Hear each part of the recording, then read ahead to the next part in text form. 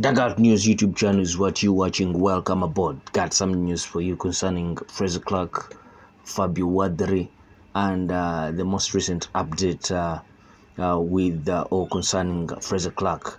Now, my pride is dented. Frazer Clarke breaks silence after suffering horror injury against Fabio Wardley as he makes retirement stance clear. Frazer Clarke has broken his silence in an exclusive interview with the leading boxing website talkSPORT after suffering the first defeat of his professional career.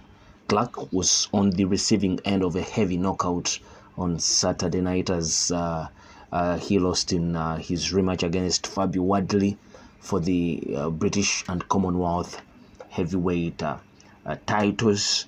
The baton boxer took a massive right hand in the opening stanza, which left him with a dent in the side of his head.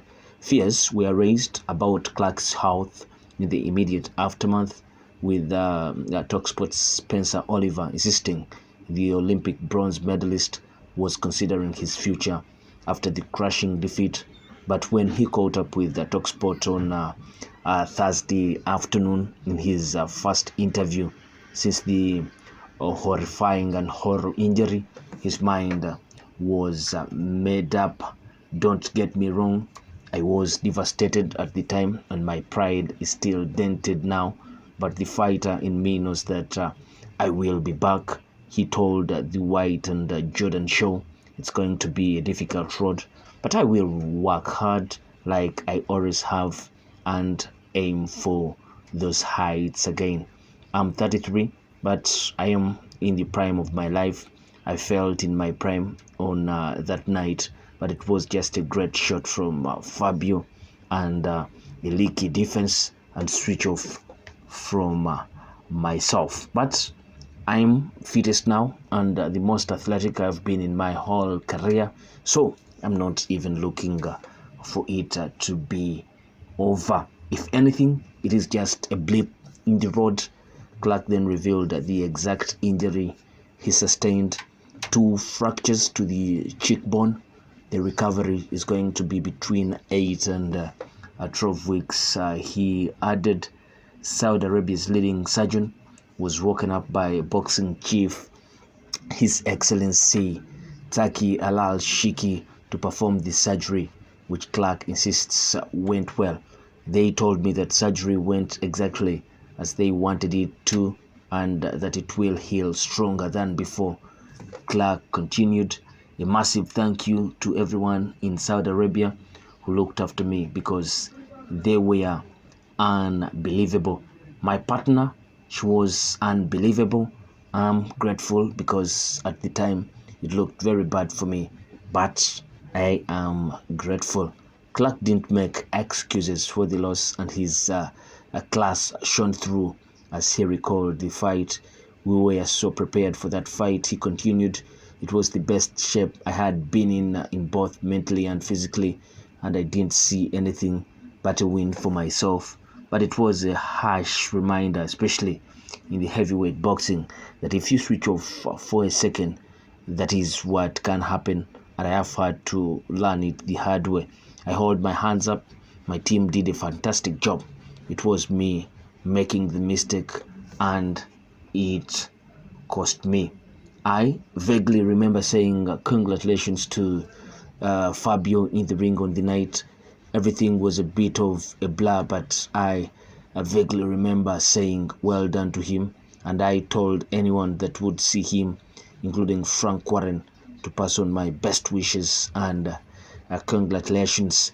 Wardley entered the Ring Magazine divisional rankings after his career best win and is now on the cusp of a world level fight, while Frazer Clarke is expected to take a step down and begin the odious climb back up the heavyweight mountain.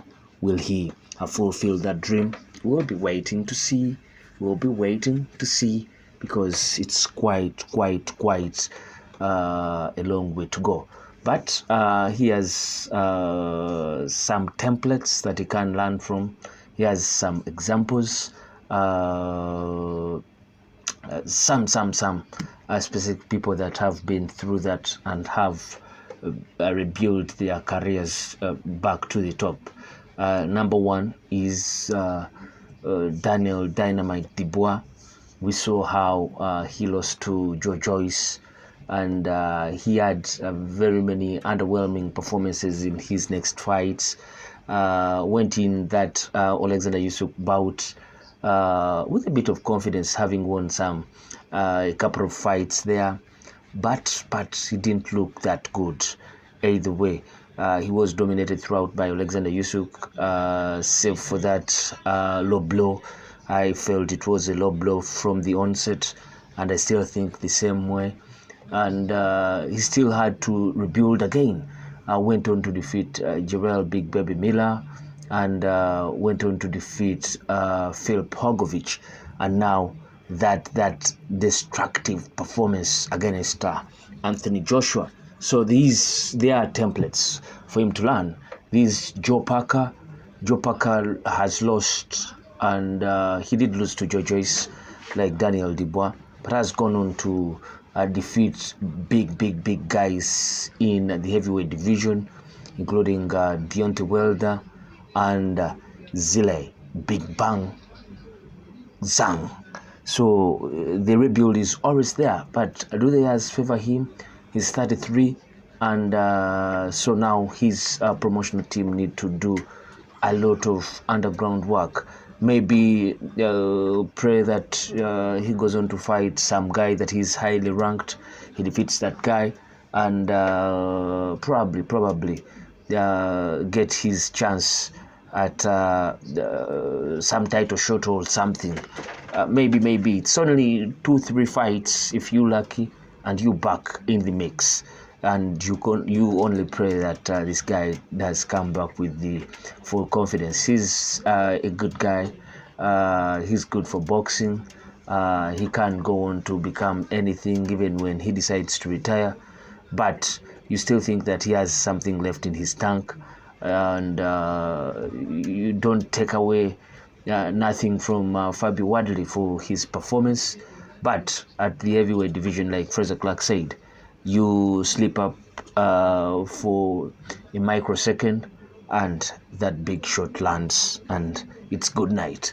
So we'll be waiting and praying for him that he recovers and comes back and does go on that redemption road like so many boxers have done. Anthony Joshua, Daniel Dubois, Joseph Parker, so many have gone on to hit that redemption road. I do sign out. Enjoy yourself. Peace.